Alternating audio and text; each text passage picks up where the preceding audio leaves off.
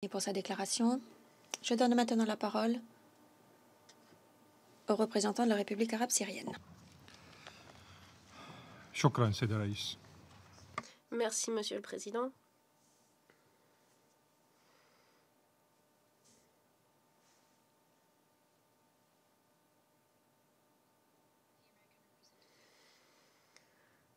La représentante américaine a dit que la Russie dépense des moyens pour appuyer ce qu'elle qualifie de régime syrien. Alors, la question que je lui pose est la suivante. Qu'en est-il des États-Unis? Les États-Unis dépensent les ressources en Syrie à quelle fin? Pour fournir une aide alimentaire, du lait aux enfants syriens, ou bien pour fournir des armes aux groupes armés syriens qui ont commis les crimes les plus odieux à l'encontre de la population syrienne? Est-ce que ces ressources sont dépensées pour faire voler vos avions de combat qui sont si actifs en Syrie? Ma collègue américaine a menacé mon pays. À la plupart des réunions du Conseil, elle a reconnu que son gouvernement n'accorde aucune importance à ce Conseil de sécurité et ne respecte pas les principes du droit international ou l'ensemble des Nations unies.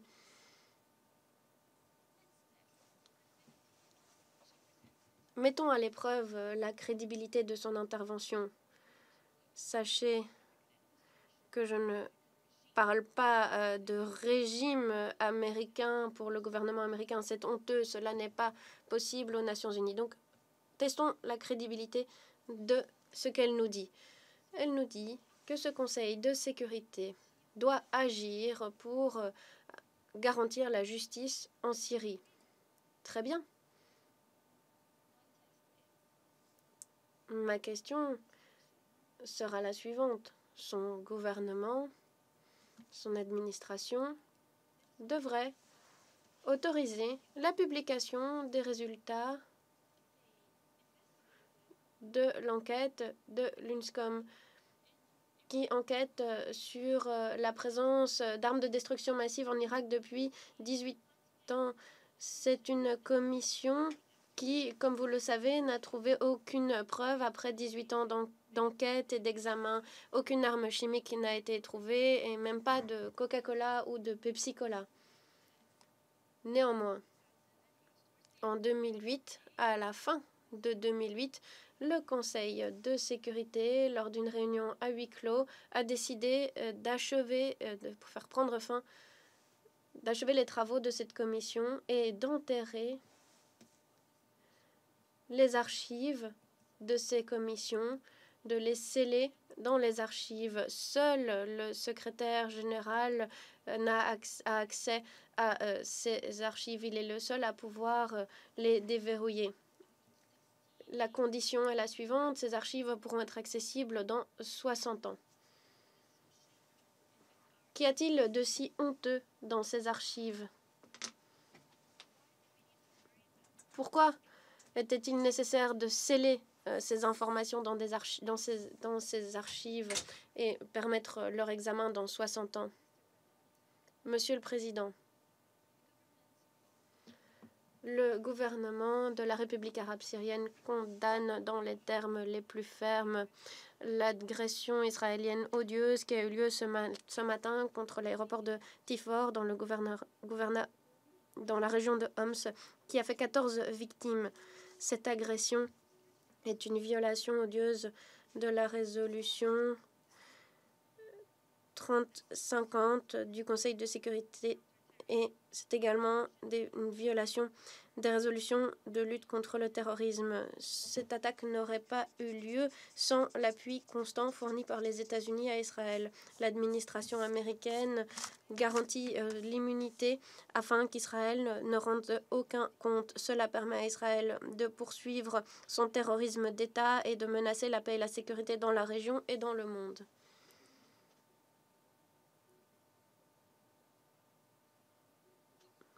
Bien évidemment, Les pays occidentaux n'ont même pas mentionné cette agression israélienne dans leur déclaration. Cela signifie qu'ils sont complices et qu'ils soutiennent cette agression. Malheureusement, mon cher ami de Mistura n'a pas écouté Netanyahou dire ce matin que c'est Israël qui a été à l'initiative de cette attaque. Nous avons donc été surpris d'entendre que l'ONU n'était pas en mesure de confirmer l'identité des auteurs de cette agression. Eh bien, Netanyahou lui-même, M. de Mistura, le dit. Il dit qu'il est à l'initiative de cette agression. Pourquoi n'avez-vous pas mentionné Israël? Pourquoi ne dites-vous pas qu'Israël est responsable de cette agression? Cette agression israélienne est une réponse indirecte au succès enregistré par l'armée arabe syrienne qui lutte contre les groupes terroristes dans la banlieue de Damas et dans d'autres territoires en Syrie. Ces groupes ont bombardé le peuple syrien, ont kidnappé des civils, ont détenu des civils, les ont utilisés en tant que boucliers humains. Damas, elle seule a été la cible de 3000 missiles en 3 mois, ce qui a fait 155 victimes et 865 blessés parmi les civils. La plupart sont des femmes et des enfants. Le gouvernement syrien souligne que ces agressions répétées israéliennes n'ont pas et ne protégeront pas Israël des groupes terroristes. Ces agressions ne permettront pas non plus de détourner l'attention de l'armée syrienne des victoires militaires décisives obtenues contre les terroristes. Monsieur le Président, le militant antiraciste Martin Luther King a dit, et je cite, « La vie est comme une boule de neige. Plus elle roule, plus elle grandit. » Il me semble que cette phrase est toujours vraie. Les mensonges sont comme une boule de neige. Plus on les répète, plus ils grossissent. Et cela s'applique pleinement ici avec ces mensonges qui n'ont de cesse d'être répétés. Comme Baron Munchausen le dit dans la littérature allemande.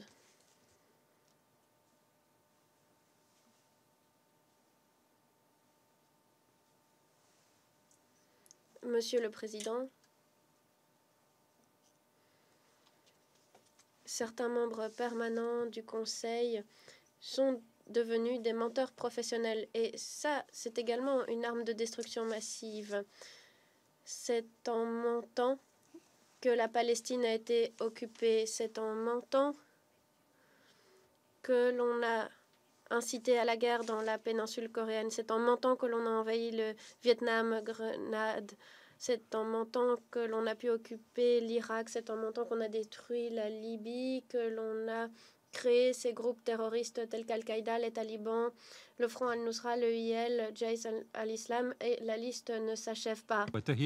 Et c'est en mentant que ces pays essaient de mettre en échec la Syrie et de préparer le terrain pour une agression.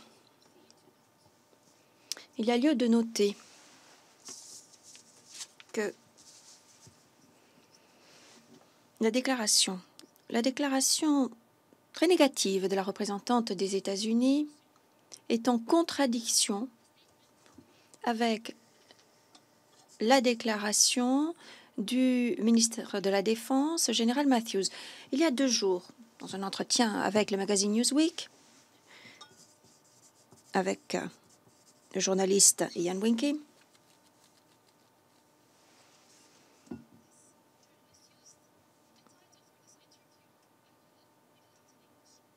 il a dit certaines choses. Je vais vous lire le titre de l'entretien. Maintenant, Mattis reconnaît qu'il n'y a pas de preuve que le président Assad utilisait du gaz toxique contre son propre peuple. Voilà ce qu'a dit général Mattis.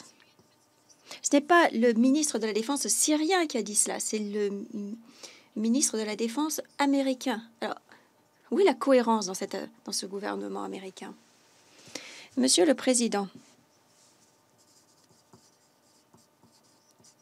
En décembre 2012, nous avons envoyé une lettre officielle au Conseil 67/628 à 67/628. C'est la première fois. Ensuite, il y a eu des allégations d'utilisation de gaz sarin en 2013 par des groupes terroristes. Nous avons informé la France et d'autres, ont lancé une campagne disant que le régime avait peut-être utilisé des armes chimiques. Nous avons dit que ce type d'allégation allait encourager les gouvernements qui parrainent le terrorisme de fournir des armes de ce type à des groupes terroristes. Et ensuite, il a été dit que le gouvernement syrien avait utilisé ces armes. Alors, que s'est-il passé ces dernières années à la Ghouta, Kafr Zeta, la Tamina, Khan Sheikhoun et d'autres villages et petites villes de Syrie? Eh bien, ce qui s'est passé confirme sans équivoque ce que nous avons déjà dit par le passé. Il y a 5 ans, nous vous avions prévenu. Les États-Unis, le Royaume-Uni et la France ont avec enthousiasme voulu organiser une réunion après l'autre sur la base d'informations fallacieuses. Et ceci fait partie de cette crise profonde que nous connaissons. Ces pays veulent engouffrer le Conseil dans cette crise. Et depuis 2013, ces pays ont créé au Conseil de sécurité un amas de mensonges, une sorte d'éléphant fait de mensonges qui vit ici dans cette salle, qui, avec ses grosses pattes de pachyderme, fait entendre le bruit de son poids dans cette salle. Et nous savons très bien ce qui s'est passé, il y a eu l'accord, etc. Mais ces pays sont arrivés un petit peu tard parce que les terroristes voulaient que cette réunion soit organisée avant qu'ils ne soient contraints de parvenir à un accord avec l'État syrien pour laisser leur fief, pour déposer des armes. Et ces pays, finalement, ont été induits en erreur pour essayer de respecter les demandes des terroristes. Il aurait été préférable de ne pas se fonder sur des rapports erronés de mercenaires, les soi-disant casques blancs, qui ont été créés par un Français ou non britannique. Ce qui est sûr, c'est que des civils ont quitté Douma en toute sécurité. Des centaines et des centaines de civils ont pu partir en toute sécurité. Ces terroristes ont décidé de conclure un accord avec l'État syrien. C'est une solution de dernier recours pour eux, pour leur famille. Ils sont transportés dans une autre ville avec leur famille par bus. Donc, ils ont choisi d'aller dans la ville de Jarablus. L'écrasante majorité de résidents a choisi de rester là où ils étaient et d'être du côté de l'État syrien. Il y a eu des allégations lancées par des membres du Conseil au sujet de la détérioration de la situation humanitaire dans la Ghouta orientale, et ces allégations sont fausses, comme cela a été pour l'Est d'Alep. En fait, dans des maisons de membres de groupes terroristes, il y avait beaucoup d'ordres alimentaires, beaucoup de médicaments. Il y a en fait des éléments de ces groupes qui vendaient ces articles aux civils à des prix exorbitants. Et alors là, je me dois de poser une question, mesdames et messieurs. Des pays ont demandé d'organiser cette réunion. Est-ce que c'est pour légitimiser l'agression israélienne de ce matin? Est-ce que c'est pour empêcher la mise en œuvre de l'accord? Dans ce contexte, je dois dire que le représentant de la Fédération de Russie a reconnu la véritable nature des intentions de ces pays. C'est la raison pour laquelle il a demandé l'organisation d'une réunion sous le point de l'ordre du jour, menace contre la paix et la sécurité internationale. Et c'est là le titre approprié. Mesdames et messieurs, nous disons au Conseil de sécurité, à l'OIAC, et au mécanisme d'enquête conjoint, 145 lettres. Voilà, nous avons présenté 145 lettres et je remercie le représentant permanent du Kazakhstan. Mais nous savons que vous ne lisez pas ces lettres, vous n'y répondez pas. Ces lettres contiennent des informations précises indiquant que les groupes terroristes contiennent des substances chimiques et toxiques, le chlore et le sarin en particulier, et nous avons dit à maintes et maintes reprises que ces groupes se préparent à commettre des crimes, à utiliser des armes chimiques. Nous avons dit qu'ils travaillent avec les casques bleus pour fabriquer des éléments de preuve, pour prendre des photos style Hollywood. Tout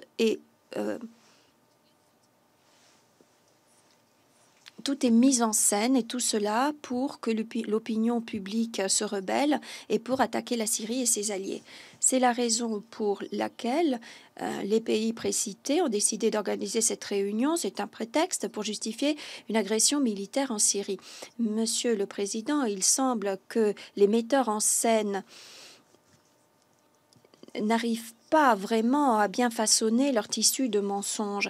Nous voyons qu'après les allégations d'utilisation d'armes chimiques par le gouvernement syrien, on n'arrive jamais à trouver ces éléments armés. Ce sont toujours, soi-disant, des armes chimiques contre les femmes et les enfants. Ce sont des armes chimiques qui adorent frapper les femmes et les enfants, mais jamais les éléments armés. Et il suffit finalement de laver ces substances avec de l'eau. Vous savez, l'eau, ça permet de tout régler. Pour certains, en tout cas, il semble que que certains, visiblement, médecins ou autres, n'ont pas besoin de masse à oxygène ou autre. En fait, nous constatons que ces armes ne seraient utilisées, des armes que nous n'avons pas d'ailleurs, seraient utilisées par notre gouvernement uniquement pour essayer de progresser sur le terrain. Monsieur le Président, cette campagne manque de crédibilité. Elle se fonde sur des informations fabriquées de toutes pièces sur les réseaux sociaux. Les éléments armés ont fabriqué de toutes pièces ces informations. Je l'annonce ici, officiellement, la Syrie est prête à faciliter l'organisation d'une enquête par la mission d'enquête. Nous pouvons lui permettre d'aller à Douma dès que possible pour mener une enquête, pour vérifier ces allégations. Nous sommes d'accord avec la proposition de la Russie qui vise à écouter le rapport de la mission d'établissement des faits après la visite de Raqqa. Nous attendons cette visite. Elle peut avoir lieu dès que possible. Et j'espère que cette proposition ne connaîtra pas le même sort que notre première proposition, celle que nous avons présentée au secrétaire général, M. Ban Ki-moon, après les incidents de 2013, de mars 2013. Là-bas, nous avons demandé au secrétaire général d'apporter une assistance au gouvernement syrien puisque nous puissions mener une enquête sur les faits survenus dans cette localité, et ce, immédiatement. Il a fallu 4 mois et 11 jours, vous en souvenez certainement, le docteur Systrom est envoyé en Syrie. Il a fallu aux Nations Unies 4 mois et 11 jours. Voilà comment les Nations Unies ont interprété l'adverbe immédiatement. 4 mois et 11 jours. Et lorsque ce médecin est arrivé à Damas, lorsqu'il a mené une enquête sur l'incident survenu dans cette localité, certains groupes ont prétendu que des armes chimiques avaient été utilisées à la Ghouta. Et donc, ce médecin est ensuite allé à la Ghouta. Alors, à ce jour, aucune enquête n'a été réalisée dans l'autre localité. Aujourd'hui, Monsieur le Président, nous attaquons directement Riyad, Ankara, Washington, Londres et Paris de fournir des substances chimiques à des groupes armés, des substances qui sont utilisées contre des Syriens. Nous les accusons d'avoir commencé ces massacres, d'avoir falsifié des éléments de preuve et de jeter ensuite la pierre à tort au gouvernement syrien, et ce pour préparer le terrain pour agresser mon pays. Tout comme les États-Unis et le Royaume-Uni l'ont fait en Irak en 2003. Alors oui, nous disons aux États-Unis et au Royaume-Uni et à la France qu'en Syrie et en Irak, nous avons éliminé la grande majorité des éléments de l'EIL en 3 ans et pas en 13 ans, comme me l'a dit M. Obama. En 3 ans, je dis bien en 3 ans. Ces pays ont utilisé certains prétextes pour compromettre la stabilité de la région. Donc, nous disons à l'Arabie saoudite que nous avons éliminé ces tentacules. Nous disons au Qatar, à la Turquie, que nous avons éliminé certains éléments qu'ils appuient dans la Ghouta orientale, des éléments du Front al-Nusra, etc. Et je dis à tous ceux qui ont exporté en Syrie des groupes de l'opposition armés génétiquement modifiés pour devenir des terroristes, nous les avons éliminés. Nous demandons à ces pays exportateurs de terrorisme de faire attention à ce qu'ils font, parce que de toute façon, certains de ces éléments vont finir par retourner dans leur pays d'origine. Alors, pour terminer, je voudrais dire qu'à nos frontières avec la Turquie et dans la zone d'opération dans le Golan, nous avons encore des dizaines de milliers de terroristes modérés avec leurs armes légères, avec leurs drapeaux. Et si quelqu'un veut les adopter, n'hésitez pas à envoyer votre candidature. Ils sont prêts à être adoptés. Ils peuvent aller en Occident, ils peuvent aller en Europe comme réfugiés. En conclusion, Monsieur le Président, la République arabe syrienne souligne une nouvelle fois qu'elle n'a pas d'armes chimiques de quelque type que ce soit du chlore ou autre. Et une nouvelle fois, nous condamnons l'utilisation d'armes chimiques où que ce soit, à quel moment que ce soit et quelles qu'en soient les circonstances. Mon pays, la Syrie, souligne sa coopération sans faille avec l'OIAC pour respecter les engagements figurant dans la Convention sur l'interdiction des armes chimiques. Le centre de réconciliation en Syrie a annoncé aujourd'hui que des experts militaires avaient procédé à une enquête à Douma. Et ces enquêtes semblent indiquer qu'il n'y a pas de signe d'utilisation d'armes chimiques sur le terrain. Et tout en traitant les malades dans les hôpitaux de Douma, les médecins russes ont prouvé que ces patients n'avaient pas été touchés par des substances chimiques. Donc là, nous sommes vraiment face à une scène digne de Hollywood. Je remercie le représentant de la République arabe